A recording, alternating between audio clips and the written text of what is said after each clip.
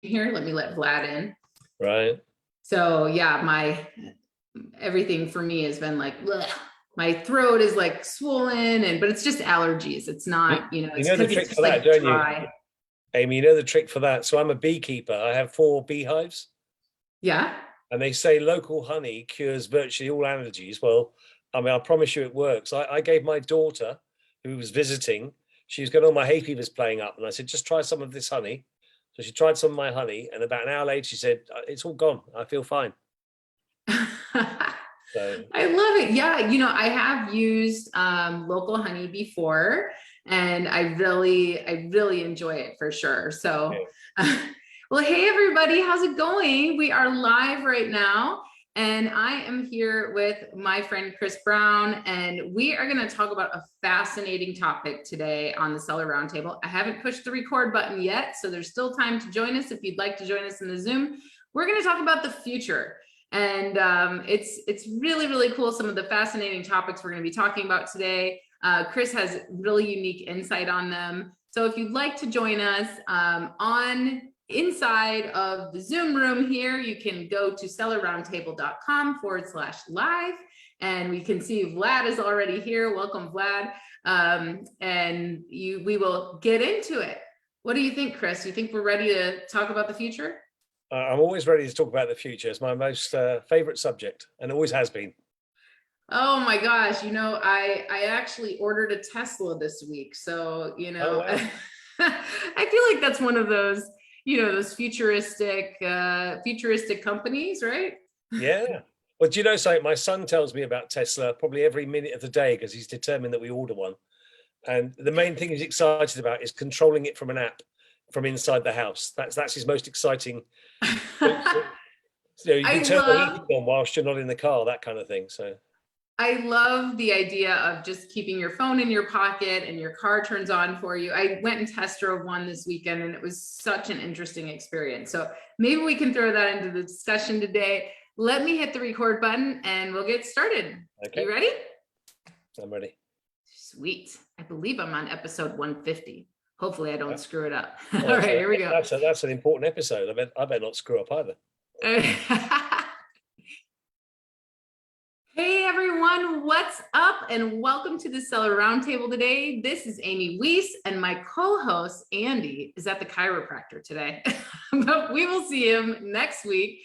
And I am here with my friend Chris Browne, and Chris is the former global director of Ted Baker for 30 plus years. He's got tons of history in retail. But today we're going to talk about a really interesting topic, which is the future. And I met Chris when I was on the online seller cruise. That's the Wizards of Amazon's seller cruise that they do every year. I met Chris and he gave this talk about the future. And I was like, wow, this is so fascinating. So of course I had to ask Chris to come on the show and talk to us a little bit about some of the things that he covered there. And of course, add in some of my own. Welcome, Chris, to the show. It's great to have you here. Thank you very much, Jamie. I'm pleased to be here. So good to talk to you. Yes. And what time is it? You're in the UK. What time is it there right now? So it's just gone 9 o'clock in the evening here. So oh, not too bad. I'm glad it's not like 1 a.m. or something. Yeah, and your listeners should know I'm missing a big soccer game to be here. So it's, That's a big deal for Europeans. It's not my team. It's not my team though. It's just a big game in England. So yeah. Okay, well, we appreciate you being here. Speaking of you being here, let's tell the audience a little bit about you. Give us as much or as little as you like. Just tell us a little bit about kind of your journey leading up to this episode here, and yeah. Excellent. Okay, well, I've had a life in retail. Actually started out in a bank for a couple of years, but switched to retail.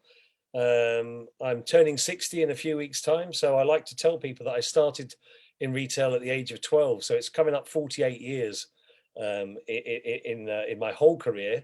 I worked in a newspaper store, then a pet store, then a shoe store, but then finally in my mid-20s worked to build and develop globally the brand Ted Baker, which some of your listeners, viewers will know. It's very big in the US. We like to say at home we conquered the US. We had stores in all the major cities, a flagship store on Fifth Avenue. And then I took the brand globally. So I was working in China and Japan, Australia, South America, you name it, I've done it. So in terms of seeing the world of retail, that's been my career. And we were an interesting fashion brand. One of the things I don't think I said when we met on the cruise, Amy, was I had the pleasure to meet Steve Jobs at one of the store openings in Dallas. And it's a very, very quick, funny story is that I made him turn round because he went to shake my hand by handing his hand back behind him. And I just said, "Are you not going to turn around?" I didn't take his hand. And he said, "Pardon me?" And he turned around eventually and he said, "Hey, buddy, sorry." And I said, "Don't shake my hand from behind." And it was a bit of a tense moment where all his supporters were like, "You can't speak to Steve like that." And I thought, well, you don't shake my hand from behind. Nobody shakes the hand from behind. Anyway, so I met Steve Jobs and it wasn't exactly. It wasn't an epic meeting really. But no, so I've spent a life in retail and it's more than just a life in retail, Amy, because I spent that time, this is going to sound incredibly arrogant, but when I decided to be a retailer, I decided to be the best retailer in the world. I mean, I literally decided that. I remember going home pretty much after my first day in an official capacity in a store. And I thought, right, if I'm going to do this, I'm going to be the best retailer in the world. Now, I don't claim I achieved that, and I don't claim that Ted Baker achieved that, but we certainly made a little dent in the way that retail's done. Our stores were exciting. The way I ran things, the way I did things was exciting. And it was all based on the thing that I spoke about on the cruise, my obsession with the future, always looking for new ways to do things, new, not just new tech, but new thinking sometimes too.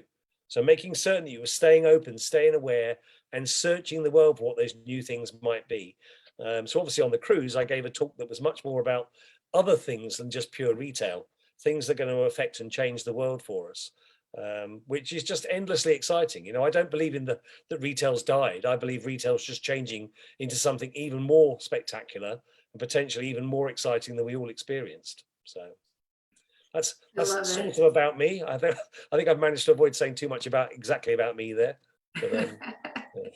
Well, I think it's so interesting that your mindset from the very beginning, the fact that you've worked in retail stores for such a long time, even from a very young age, and you kind of just really went to the top of that career path. And then when you were in the top of that career path, you really just were determined. Your mindset was like, look, I'm going to be the best at this. And, I think that's how greatness is really formed, is, having that mindset of like, look, I'm going to bloom wherever the heck I'm planted. And I'm going to just go for it and make it the absolute best possible environment that it can be. I love that. I think mindset is everything. And so where did your obsession with always thinking about the future, or your obsession with the future, come from? I think to be honest, it's a lust for knowledge. So I had a determination. This is going to sound ridiculous, but I had a determination to know everything. And when I say everything, I mean literally everything. I have two brothers who are neither of which, and they wouldn't mind me saying this, neither of them particularly academic. And one of them used to say to me, I'd sit there reading the Encyclopedia Britannica, which is a compendium of every fact on the planet, and I would sit reading that on a Saturday night rather than watch the television or watch the Saturday night show. So in that, you found things. I mean, Tesla, you just mentioned before we came on air, you're planning to buy a Tesla. Nikolai Tesla, I've read about 5 books about Tesla and his impact on the world, and the fact that, the famous American inventor Edison effectively squeezed Tesla out of the invention of AC current electricity and other things like it. So I believe that what we think today is about, we need to constantly remind ourselves that generations before us would be astonished that we're flying around the world. We're speaking to you as we are doing now from across the Atlantic on a live video call. When I was born in 1962, the Jetsons came out and they had video conferencing on the early cartoons on the Jetsons. And I remember as a child watching that thinking that is impossible. but wouldn't it be amazing if it happened? Well, it's happened in my lifetime. So I do believe that some of the more exciting things that are sort of coming down the pipe they're just around the corner. And my message, as you probably remember, to the online sellers was pretty clear. Do not get complacent that things are going well for you today, because they may be going well today. It may be that the world switched to online and having home delivery and having convenience and so on. But the metaverse is literally just about to explode upon us. And if you're not ready and you're not thinking about how you're going to fit into the metaverse, and you're not thinking that, I mean, here's the thing, the thing I threw in was the thought of threat. I didn't know that the Russians were going to invade Ukraine. And I'm sure we don't want to get too political here, but I wasn't suggesting that. But one of the things I suggested was there could be a worldwide internet crash that means that your online business can't trade. What would you do? How would you cope? How would you get around it? But it could be another type of threat, in that a new form of retailing whereby people do want to interact with another person inside a metaverse as an avatar and experience the product in a metaverse way. That's going to be the next thing. Again, in my quest to learn about the future, Amy, I'm going to an event hosted. I'm not trying to promote a company here because I don't know much about this company at this point, but Arlene.io is one of the forerunners of the metaverse sort of universe, if you like, an experience. And what they offer to people, and any of your listeners and viewers should perhaps investigate this, they're going to help you negotiate how you, if you have a brand or you have an online selling opportunity, how you can make that work in the metaverse in a whole variety of ways. So, for some it'll be a simple transference of it. In some cases, you need to build a virtual shop. In some cases, you might need to take part in a virtual mall or a virtual shopping experience, or you might need to create immersive experiences about your product for people once they're in the metaverse. But that was my point on the ship, and it's fascinating. So a friend of mine just contacted me, no knowledge that I've been talking about it, and said, Chris, I have this company, we're hosting an event for them, launching in the UK. Would you like to come along? I know it's a fact, you're fascinated by the subject. And it's the only big surprise, Amy, is it's taken so long to get here. Facebook renamed themselves Meta, and people went, what the heck's that? Who names themselves when they're a big brand? So let's talk about the metaverse. I mean, I learned about the metaverse when I got into crypto. I learned all about crypto. At first, I thought crypto was just Bitcoin. I didn't really understand it. I owned a little bit of Bitcoin, and then I started digging into all of the different types of coins, all of the different cryptocurrencies and their categories. And I learned about how many of them are tied to the metaverse and the idea of the metaverse. So let's talk about the metaverse. Give people an idea of what the metaverse is and how can they learn more, and how are they going to be engaging with the metaverse? How do we think that's going to play out? So the first point to understand about it all is that it's been there, it's been available, and the tech has existed for 15 years. And then there's an interesting thing that happens with people globally, and not just the Western world or the Eastern world, actually, which I would suggest to everybody, the East in terms of Asia, they're ahead of us anyway. I had a metaverse experience 7 or 8 years ago in Shanghai, where I sat in a pod, and the pod transformed and transported me to a beach in the I think it was the Mauritius they took me to, actually, and I felt like I was actually on the beach. I could feel the waves, I could feel the salt spray on my face, and it was an immersive experience in a pod. And genuinely, I felt like I was lying on a beach. The material under me felt like sand. Everything felt, and when you came out, you were so disorientated because I was in a shopping mall in Shanghai. Now that was 7 or 8 years ago, and the only surprise to me has been the pace of moving forward to that. Then you hear about things like non-fungible tokens, and everyone's like, what the hell's that? But actually that is absolutely the future for everybody, is that things will have a value within the metaverse and they'll have less value outside the metaverse. So some of the things that you've probably seen, maybe you haven't done this, Amy, but I have. I've looked at some of the NFTs and thought, who is ever going to want to buy that? But they are. They are, because in the metaverse, they will own the things that are of value in the metaverse. I used to do a thing called Second Life, which, again, I've mentioned this to people now and they mostly haven't heard of it. Second Life started about at least 15 years ago, and I know that because I've moved to the south of England 15 years ago, and I was playing this stupid game 15 plus years ago. That was an early version, although it was just a representation on a screen, no AR required. no immersive experience as such, but I had an avatar that lived in a world, and I had some friends in that Second Life world. And you started hearing about people getting married, running businesses in that world. I believe it's a version of it still exists. The metaverse is going to be 100-fold more exciting universe. And if I have a fear of that, It's like they'll live there. They'll live there. They won't live a real life. They'll live in the yes, metaverse. it's like the internet coming alive, really, for Absolutely. people. And our kids are already being trained to this, right? Because my kids are 12 and 15 today. Today's my 15-year-old daughter's birthday. Sorry. Yeah, and they love to play games like Genshin Impact and Roblox. Right. And inside of all these games, they play their online games and they play with other players around the world. Yeah. They have these conversations, they have these relationships inside the game. The chat is limited to the world inside the game.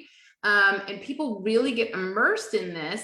And there's digital currency inside the game. So if you want to have a cool outfit in a game in Roblox, you have to buy Robux, and Robux cost money. My kids are always asking me, Mom, can I have $25 of Robux? Can I spend $100 on Robux?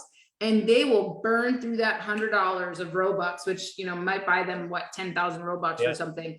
And they'll burn through that in no time. And then they'll have like a couple of outfits in the game. And it's just it's like life in the game. They have the life at home where they, do their chores and they do their schoolwork. And then they have their life in the game where they want to have all the latest outfits and they want to be able to, have that currency in the game of being cool in the game, right?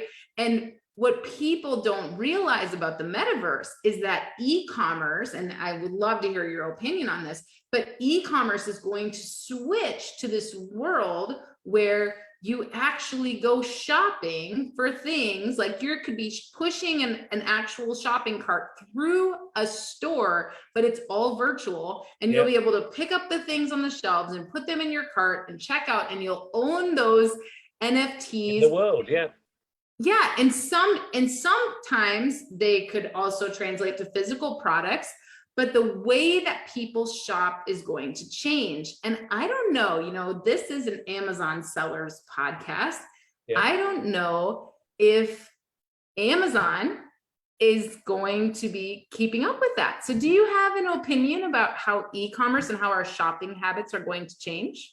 So at the moment, you don't get a sense. That's a brilliant comment to tee me in there, Amy, because at the moment, you do not get a sense that Amazon are thinking about it. Now, there must be a team in Amazon who are absolutely working on how do we make all of our products available virtually within that world. And that was my message to the sellers on the cruise, was make certain that you have a way of making money if it switches, and if actually the desire for real products becomes much lessened by the fact I don't need to own that in the real world because I've got it in my metaverse world. I've got it in my virtual world. I work with a company in the UK called Sneaker Thief, and I've been working just advising really on the connecting them with some of the big brands that they want to work with.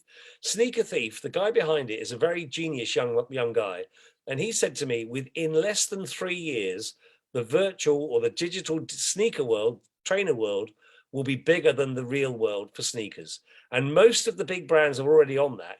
People like Adidas, Nike, they're all over it. They're realizing that. But I was speaking to, I won't mention the name, but there's a very big British billion pound brand, sports brand. And I was speaking to 2 key executives from there at an event only 2 weeks ago. And they looked at me as if I was completely nuts. They said, no, we have no plans to create digital versions of our product. We're not making digital trainers. We're not making digital gym gear. And I thought, wow, you are literally going to be left hanging. And my point, if you remember at the start of the talk, when I gave the talk, was too big to fail. Companies that are too big to fail have struggled when they haven't pivoted or they haven't thought to move on. So the example I think I gave particularly was, Tesla. Elon Musk is actively talking about it. You can find talks on YouTube all day long. Apple are actively working on launching 10 cars. Within about 18 months from now, there will be 10 Apple cars to suit every type of person, every type of car variety, and they will clean up because they are focusing on what psychologically is going to make, you know, Amy Weiss, living where you live with your 2 children, your husband, what's going to be the right car for you? Then they're going to look at me as a retired old, semi-retired old guy and go, what's going to be the right car for him, pottering around, you know, and just going down to the bridge club and the bowling alley and whatever.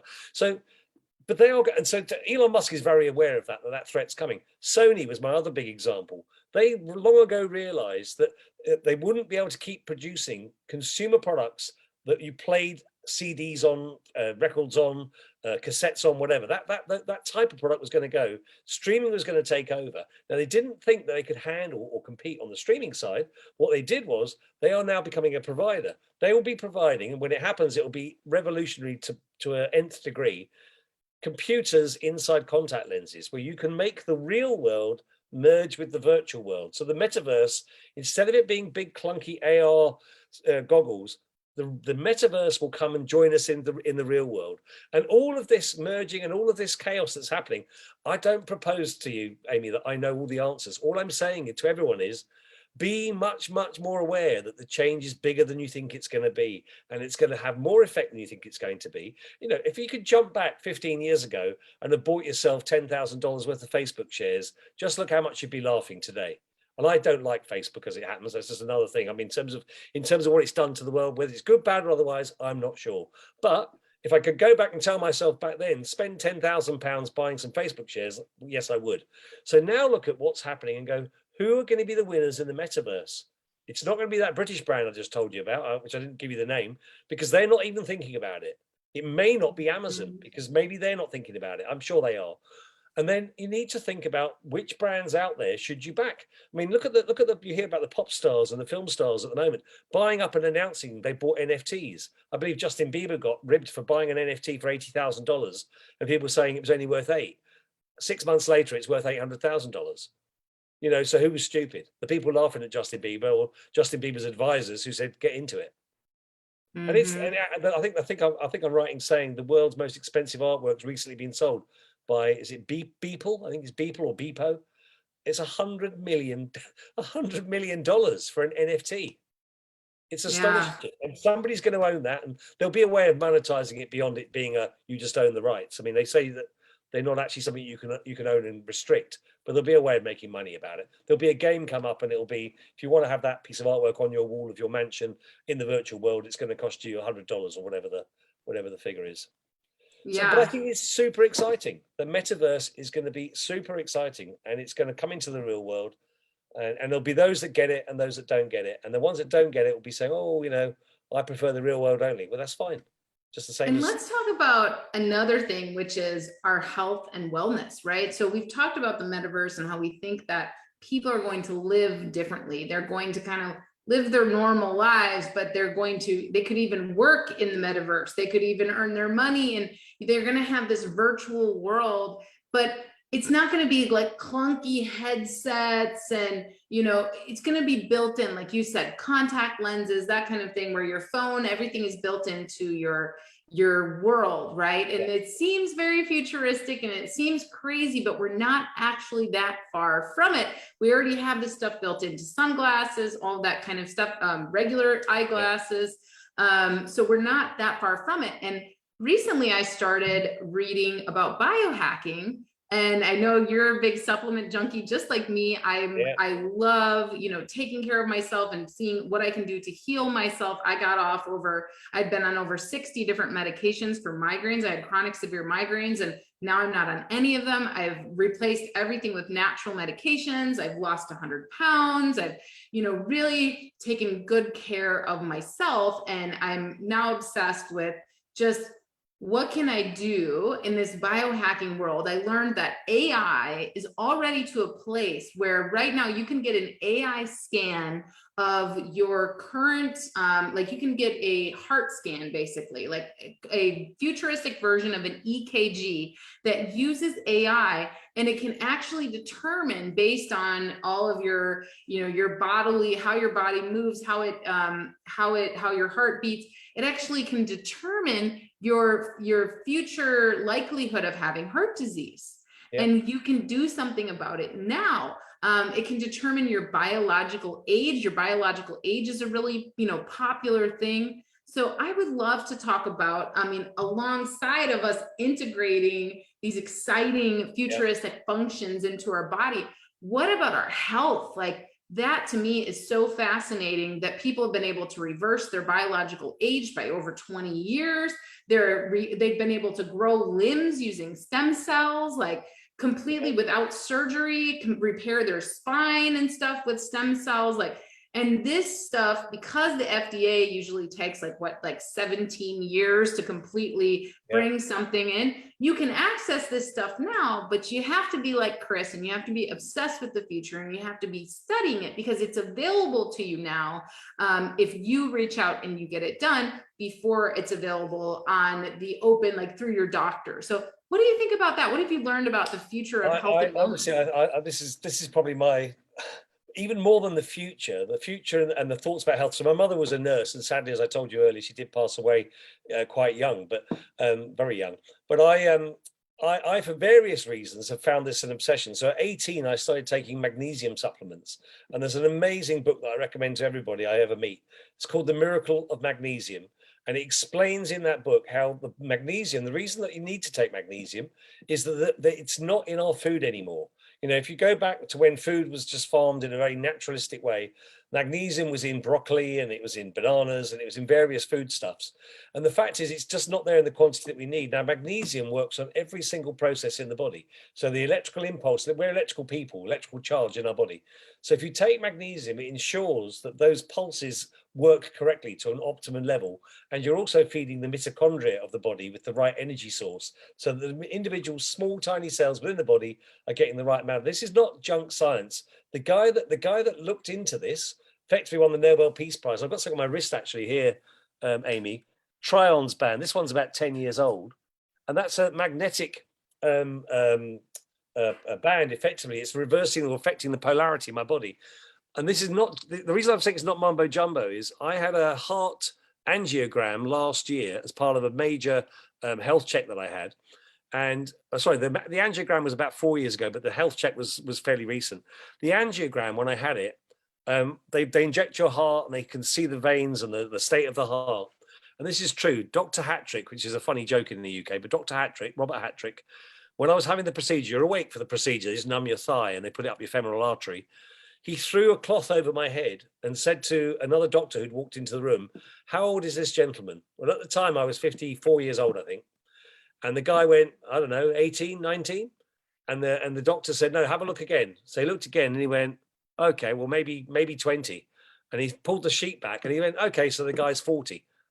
And the doctor said, "No, actually, Mr. Browne's 54. And then the guy turned again at the screen and he just went, "You have got to be kidding me. That is the cleanest heart I have ever seen in a man at any age, never mind the fact he's 54. So then the guy said, "What do you do?" And I started telling him about, I take other supplements too, but I take magnesium, I take zinc, I take turmeric, I take all sorts of supplements. And I've been doing it. The most important bit is you do it before you need to do it. So I've been doing it for 40 years, taking it for 40 years. Now, that doesn't mean it's too late to start. I'm sure people would still get benefit from taking magnesium now. But what fascinates me, Amy, is somewhere down the line, somewhere probably in our lifetimes, they're going to work out, yeah, actually, you do need to take a magnesium supplement and everyone should do it. Or you do need to take turmeric. There's something in turmeric that helps with cancer, for example. And I mean, apart from that, I look quite young. I also suffer from cancer and I live with it. I've got a cancer I have to live with. But effectively, I'm surprising my oncologist every time I see him because you're just not reacting the way you should be reacting. You know, I should have been dead 7 or 8 years ago, and I'm still here. Because your cells are so, my cells are so strong. regenerative, they're so on fire, like they're healthy, ready they're to fighting go. it. And I don't live, I have to be honest, I don't live super healthy, you know. I do like a drink and I do misbehave sometimes, but in terms of the supplementation, so I think that's another part of future thinking is, again, you've got to look forward into the future and think, well, how can I do it? I mean, look at my hair. I don't have any gray hair, which is ridiculous at 60. Touching. Yeah, you're being proactive instead of reactive. Like people, a lot of times you're being preventative, right? Yeah. And there's a lot of people that would, you know, they're just waiting for the doctor to prescribe them something, and the doctor will prescribe you something. And a lot of people also don't realize that they have the ability to ask their doctor for a natural alternative to a lot of these really crazy prescription medications. I actually take magnesium every day too, because There was a study that showed, I have migraines, right? And there was a Right. study that showed that 500 milligrams of magnesium every day, along with 500 milligrams of B2, vitamin B2, Yep. is just as effective as a prescription preventative. And so I've been Right. on that for years, and it's been wonderful. So, and all I did was, my doctor said, well, we think we want to put you on a preventative. And I said, nope, I'm not doing that. Give me a natural alternative. And he pulls this study out of the drawer and he's like, actually, there's a study that shows that this is like more effective. And I'm like, okay, thanks. So you have to take your health into your own hands. I love that. I love this idea of, of like peptides, biohacking, all the things that we can do besides the supplements, to really take our life and our future health and wellness into our own hands. It fascinates me to think that, one day I'm not even going to have a phone. It's going to be built in. I'm going to be able to like, hey, call this person. And that chip, whatever it is going to be monitoring everything for me, letting me know what my levels are. Imagine being able to see your levels all the time. Like, I have a friend, she went and got her, she's got so much energy all the time at the gym in the morning. And she's a little bit younger than me, but I'm like, how do you have all this energy? And she went and got her hormones. She proactively went and got her hormone levels tested, and she gets hormone injections on a regular basis. And it's like changed her life. Right. Yeah. And I think just really being proactive about your health. Imagine when you have this built into your body and it's always sensing, it's always telling you, hey, you need more of this, or you need more of this. Well, I think it's going to be fascinating. I take 2 supplements that are strictly speaking not legal in the UK. They're not licensed, and I've been told that actually, if you get stopped at the customs coming back into the UK, it's not a criminal offence, but effectively they'll take the supplements from you because they're not licensed here, and that's melatonin and DHEA, which you can just find in any health store in the US. But they're not available in the UK. Melatonin was briefly allowed, and then they took it off because they didn't think the studies. The British authorities have not done enough studies into them. But I take those 2, DHEA because it's meant to be the precursor to androsterone, and with men, your testosterone is meant to decrease by so much per year after the age of sort of your late 30s, 40s. So I take that one on a daily basis, and I stocked up in Miami when the cruise came back into town. I went to a drugstore to stock up on DHEA, and I bought more melatonin, which is meant to be the sleep correcting app. Is one thing that it does. Oh, sorry, a pill. One thing that it's meant to do for you. But those 2 alone, I've been taking those 2 for about 20 years now. When I discovered them in America, and I've been bringing them in. I shouldn't say this, I suppose, but I've been bringing them in illegally to the UK to take them. And so, when I sometimes show people my pill cupboard, I wish I was I've got 2 houses here. If I was in the other house, I'd show you. I open this drawer and people kind of go, oh my God, I've never seen so many pills. But then I tell them that's one of 4 cupboards that have got the pills in. I take everything. My wife's used to it now. She's just used to me going to the cupboard, and I can eat them like this, handful of pills, chuck them all down. I read all the labels, Amy, that tell you you've got to eat, you've got to do this, got to do that. Well, I'm coming to the UK to visit. I need to see these cupboards, you guys. I'm gonna come and visit Chris, and I'm gonna take pictures of I only have 1 pill cupboard, and it's got like 4 levels, but I'm impressed. Well, mine's got 4. I mean, literally, it's stacked. My bedside cabinet's got more. But the point of that is, again, I don't want to wait until I get to 90, or hopefully I get to 90 or plus. I tell my children I'm going to live to 115, but I don't want to get there. And then they tell me, oh, if only you'd taken magnesium every day, if only you'd taken DHEA every day, if only you'd taken melatonin every day. So I'm doing it anyway. I don't know if it works or it doesn't work, but it seems to have quite a good effect. And the same's true with business. So if you bring this back to business, there are things happening in the world all the time. And I make certain that I'm absolutely abreast of it. It's not just researching on the internet. It's going to events. There's been 2 big events in the UK just recently. I've forgotten the gentleman's name from Getida. He was over in the UK just the other day. I saw him at the one of the big events, and that was lots of future retail stuff going on at this event. So I attend those events. I attend dinners, lunches, openings. I'm going to a film event on Thursday, which is actually showing the future of film, where they can make a film on a version of a sort of virtual sound stage that can take you anywhere in the world, to any building in the world, create the whole thing, and you can make a movie for 10% of what it currently costs. It's not green screen technology, I've forgotten the term for it, but it's a friend of mine who's an actor and a film star, who's in Downton Abbey, and he's invited me to the launch of their, it's the kind of the show reel film, but they're going to prove that they've produced this piece of film for $250,000, but it looks like $25 million worth of film that they're going to show you. And that's, again, it's changing in every aspect of life. It's changing faster than we think. The one that I'm most excited about, Amy, which I think I touched on the cruise, when are we going to get flying cars? You know, the Jetsons talked about flying cars 50 years ago. Yes, you know, we've talked about the future. And by the way, you guys, if you want to read more about biohacking, there's a great book, and kind of the future of health. There's a great book by Tony Robbins called Life Force. So that is a recommended book there. I'm listening to it right now, and it's just fascinating. They talk about all these futuristic technologies and stuff. But we've talked about the future of e-commerce. We've talked about the future of shopping and life with the metaverse and virtual reality. We've talked about the future of our health and how to stay on top of that. But now let's talk about the future of logistics and transportation. Right. How do we think that it's going to change roadways, highways, airways, you know, all the different ways? You were talking about flying cars. Let's talk about this. Well, keeping it simple and going back to the future a little bit, you know, Warren Buffett's not stupid, and he famously has invested in rail stocks, hasn't he? And he's invested in rail stocks because the railways is so obviously going to become a way of transporting more things faster, and well, not just the speed aspect of it, but the impact on the environment of it. And you also know that Mr. Musk has his boring company, so you know he makes a lot of play out in the boring company in the sense of being dull, but the boring company boring under California to create a link between San Francisco and Los Angeles. If that comes off, that will revolutionize how we even view getting products around.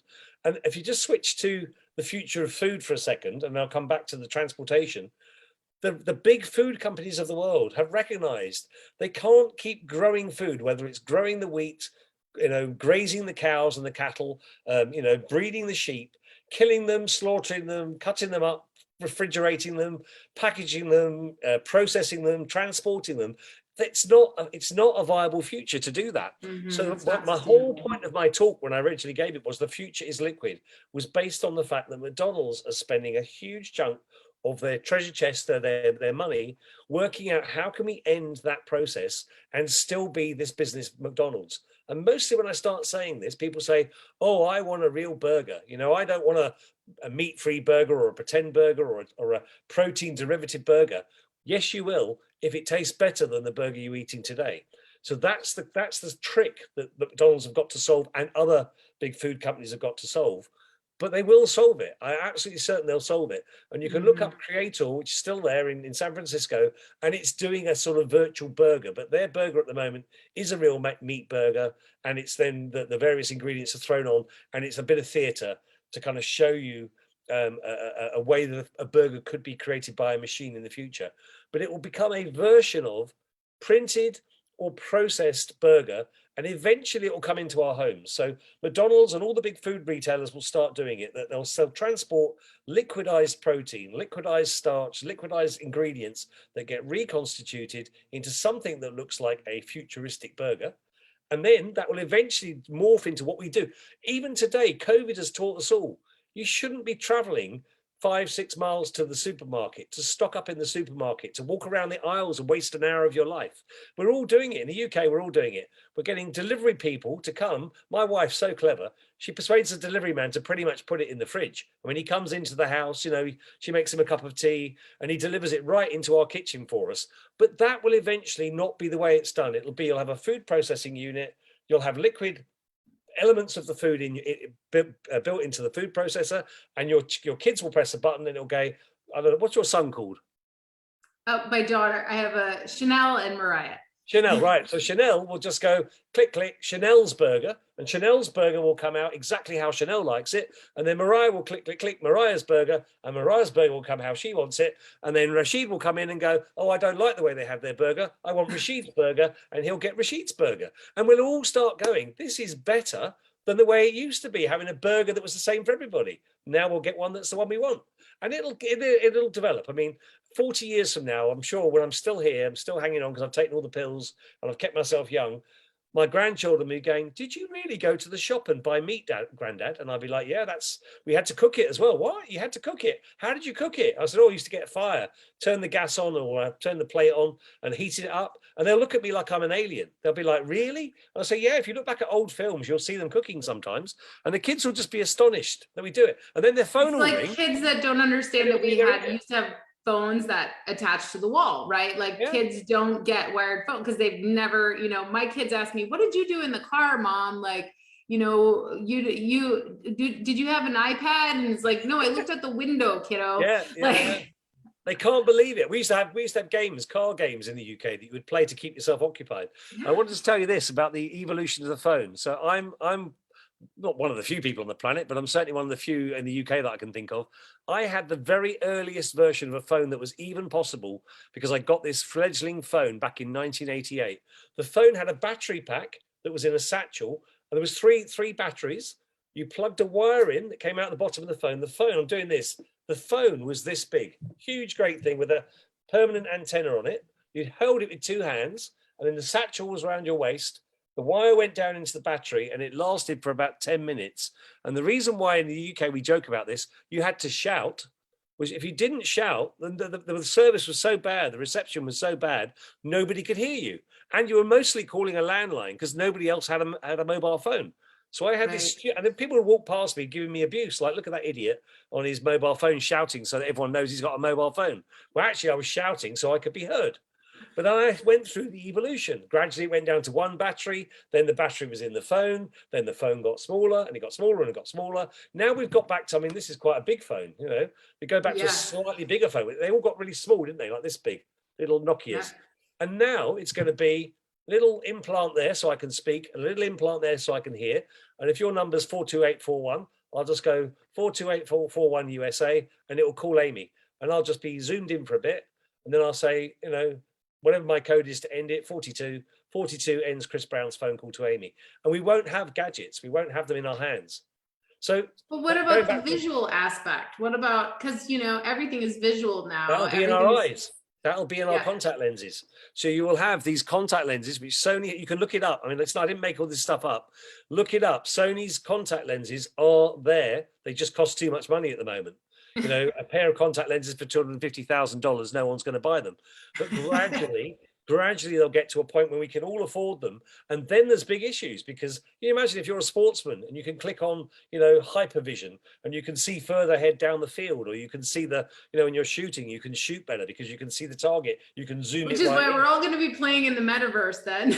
Well, exactly. We're going to be too far forward to do anything.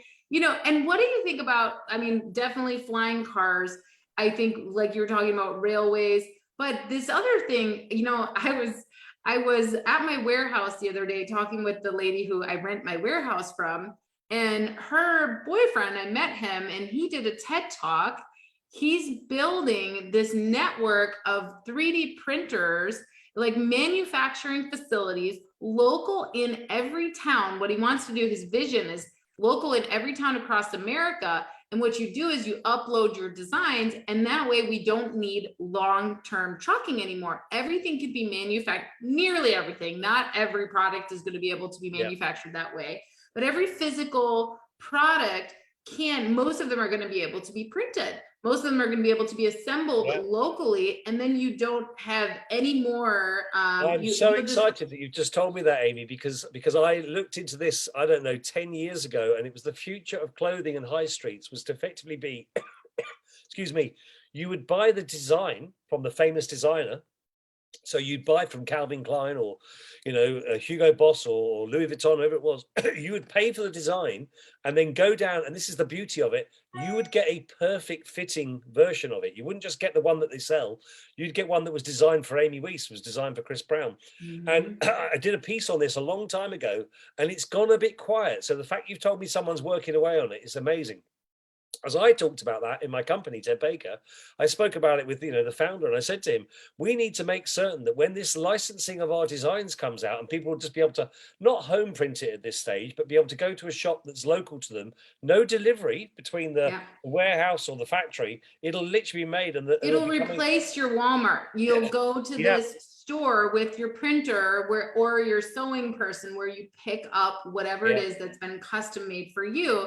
And then your intellectual property as a company will be the most important thing. I'm always preaching to people nowadays. I'm like, stop buying stock products, like develop something, make it special for the customer, make it something that you can own, because you can then own the design of that product. You can own the tooling of that product. It's another aspect of why it's so exciting. It's exciting that will be the future, and not the. I mean, one of the challenges. I don't think I said it on the cruise ship. I gave another talk recently, and I said, the challenge to everybody was, name a company that has gone bust, has gone out of business, that you miss, that was a good company. They're not. There's none. They're all rubbish. They were all the ones that needed to go. And it's very sad for those people that work there and lost a big job, and their careers have had to take a change or a pivot. But the company was no longer relevant. And there's going to be more. There's going to be more that go. And there's companies today in 2022 that are so big, and I'm not picking on Amazon here because it could be any number of companies, but there are some of those companies that are busy working away, online selling, their website's going gangbuster business. Everyone's excited. 5 years from now, they'll be going, oh, do you remember that brand? They didn't pivot and go into the metaverse. They didn't think about printing clothes at home. They didn't sort out their food that, to make certain. I mean, the world's turning vegan as well. It may be less of a phenomenon in the US, I'm not sure. But in the UK, veganism is taking over, this generation. Really, plant-based food, plant-based is the future. I'm actually working on switching to plant-based. I've been working on the transition. Right. I see the benefit. I see that, protein from meat is actually pass-through protein. It's like a third party. You get more and more genuine protein from plants. It's really because the cow is a plant eater. Like the cow is getting its protein from plants, and you're eating the protein from the muscle. So it's just, to me, that's fascinating, and the health benefits are huge. So I've been working on that, like slowly, of course, because I've been eating meat my whole life and I quite enjoy it. And I know that we still have some things to do in making the burger taste better, plant-based. And in some cases it does. There's this company called Project Pollo here in San Antonio, and it's all vegan chicken, and you could not, it is so delicious. The texture is the same. It's more healthy for you. You don't get that crash after you eat it. You go get a fried chicken sandwich from there, and it's just delicious. It feels healthy eating it, probably. Yes, and you really, they're really making huge changes, and I think it's the best thing for our health and the best thing for the sustainability of our planet. I don't know when you come to the UK if you're going to get down to Brighton, Amy, but there's an amazing vegetarian restaurant in Brighton. I think it may class itself as vegan, but I think it's vegetarian, called Tear. And it's actually very famous. You can look it up online. The two founders say we're only ever going to open this one restaurant, and their aim is to make the most delicious vegetarian food that's possible. And the funny story about that is 10 years ago, the first time I went there, I just walked in because it looked interesting. No idea that it was just vegetarian. Ordered my food, and everything was great. And then I said to my wife, it's interesting, we didn't order any meat dishes. And then someone overheard me and said, well, it's a vegetarian restaurant, there's no meat dishes. It was amazing. And over the years, I've taken a lot of people there that come out and saying, I've never eaten vegetarian food like that. That's so tasty. So I'm not vegetarian, as it happens, but I do believe there's a huge future of change. And we're all starting to get obsessed about caring for the oceans. And actually, one of the materials you're talking about is reclaiming all that plastic out of the ocean and turning it into other fabrics. I actually think they shouldn't do that because it's still plastic. But they are working on ways to extract it from the ocean and make use of it. It's like the campaign to remove oil and stop using oil to burn the planet's resources. There's actually enough power on the planet in wind and solar and waves to create the energy to power the whole planet. We talked about a project for my local town, and I'm pointing off over there because the sea's that way. And if you put enough turbines in the sea off the coast here, you could power this entire town of 120,000 people with we reckon it was about 100 turbines out to sea, low enough that it'd never hit a ship, turned by wave power, would generate enough energy to power the whole town. And what we talked about doing was doing a government project where everybody who lives in this town gets free electricity, which would be amazing. So we're working on, Yeah. I'm actually working on that as a real life project, as on a separate, completely separate to all my other work. I love it. And I know like Elon Musk is huge on, building the giga, what is it, the giga factories. And Yes. those actually 100 of them could actually power the entire earth. Yeah. And he was saying he doesn't want to build 100 of them. He wants other companies, other philanthropists to really think about what they can do. So, I mean, I think it's so fascinating. So I think really our last question to wrap up the show today, we always ask about what are you reading that motivates you? What are you doing? And I think in your case, the best question to ask is, how can other people learn more? How can they get into the curiosity of what's happening in the future and keep their finger on the pulse of that? What kind of things are you doing to stay in the know? I mean, I'm very heavily networked, so that's the most obvious thing, and not just networked in my old industry. So I try to make certain. So, for example, Thursday is going to a film industry event through a contact.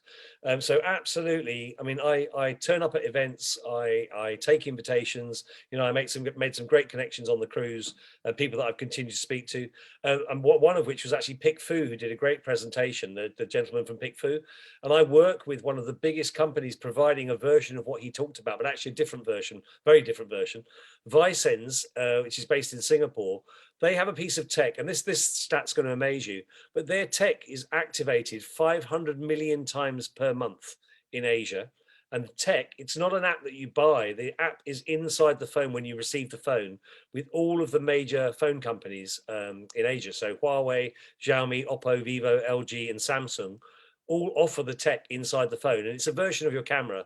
So you take a photo of something, and you can shop from the photo. So you take a photo, Google search effectively, and finds you, it actually AI searches, and it finds you a seller for that object. So that's one way. But I'm absolutely obsessed with reading. So, and I go back to the past to find these things too. So Brave New World by Aldous Huxley, lots of great futuristic predictions that he made within that book. I mean, I do a strange thing, Amy. A bit my record collection. I read about 15 books at a go. So the 15 books are available to me. One night I read a biography. The next night I read about Tesla. The next night I read about the future of engineering. And I have those books. And what I do is I treat it like, you come home and you want to hear something lively on the music-wise, or you want to hear something soft and relaxing, or you want to hear classical. Whatever. I treat my book collection the same. So I have a bizarre memory that I can remember where I was at in each book. So one night, and some nights it's sport, then it's a biography, then it's the future, and I just mix it round. But I think everybody should just read more relentlessly, whatever it might be, magazines, internet. If you prefer to get your magazines via an iPad, by all means do that. World news, every newspaper worth its salt is looking out there for what futuristic things are happening. So you'll always find it in the side columns, little interesting facts. So, but the most important thing, which is probably and hopefully coming across, is be obsessive about it. It actually, that knowledge is going to power your life, your health, yourself, your relationships, your abilities. That's a big thing. I mean, I'm losing my eyesight, so I can't wait for the contact lenses to come through, and improve my eyesight. I'm wearing contacts right now as it happens. So. Yeah. And, with some of the medical, enhancements, people have grown their hair back. They have, like I said, replaced, like people have lost their fingers, have actually grown them back using stem cells.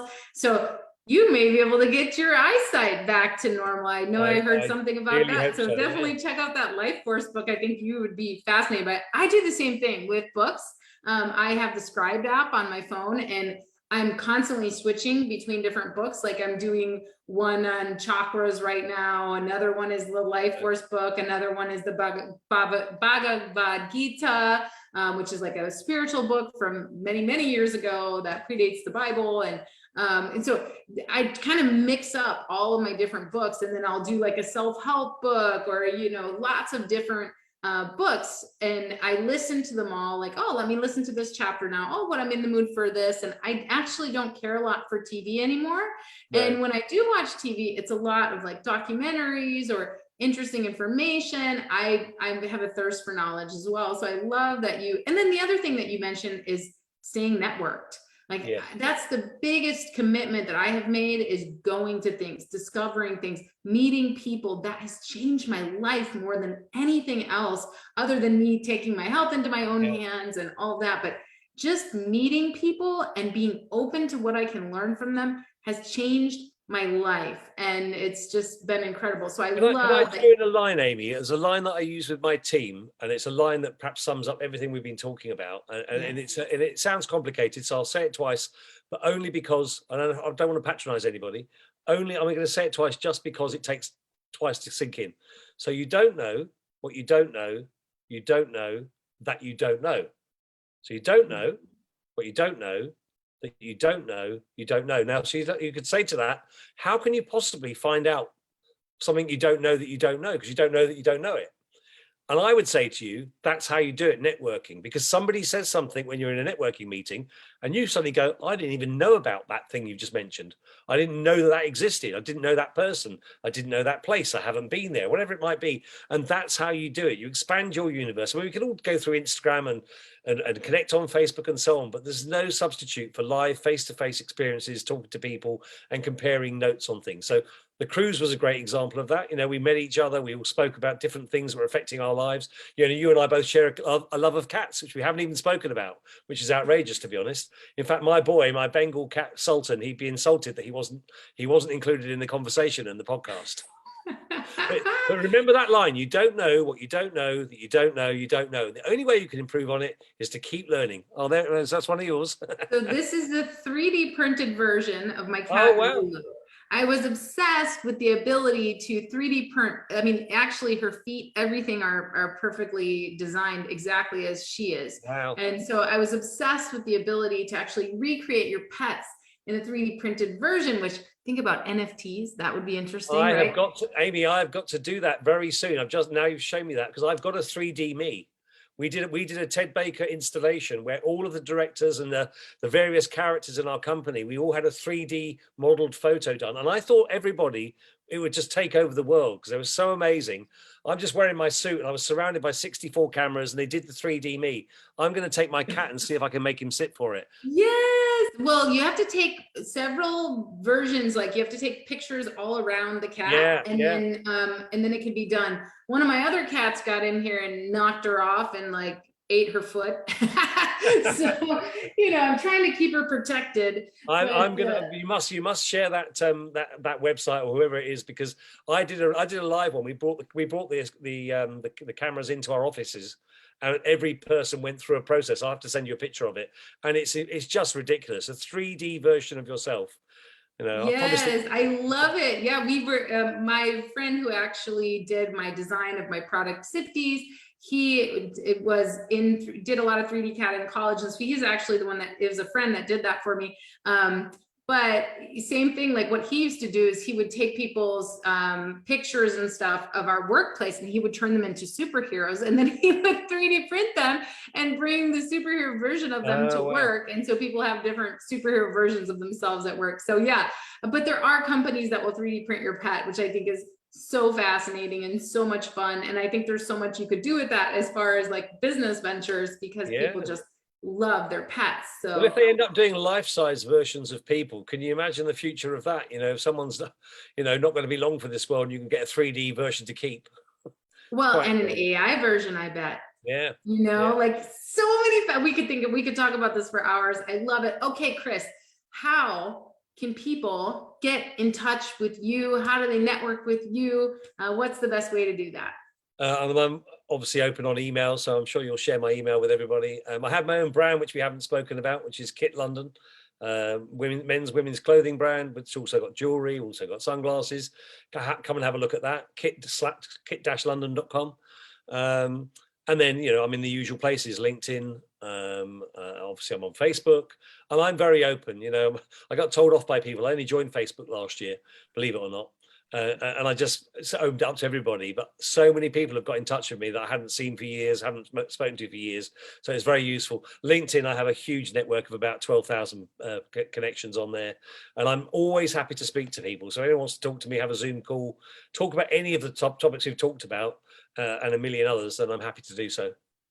Wonderful. Well, I'm so grateful for you coming on the show today. I know this is just, it's a nice break from the normal e-commerce and marketing topics that we talk about, and it's fascinating, and it's something that all of us should be thinking about in ensuring the survival of our businesses in the future and our own survival, because that's, you know, what humanity is all about. Can't have one without the other. Yeah. Well, thank you so much, Chris, and thanks everybody for tuning in and for subscribing. Please rate, review, subscribe. We appreciate you all so much. Thanks to Carmel and Vlad for being here in the Zoom with us today. And we will see you guys next week on the Seller Roundtable. Bye. Thanks. Bye.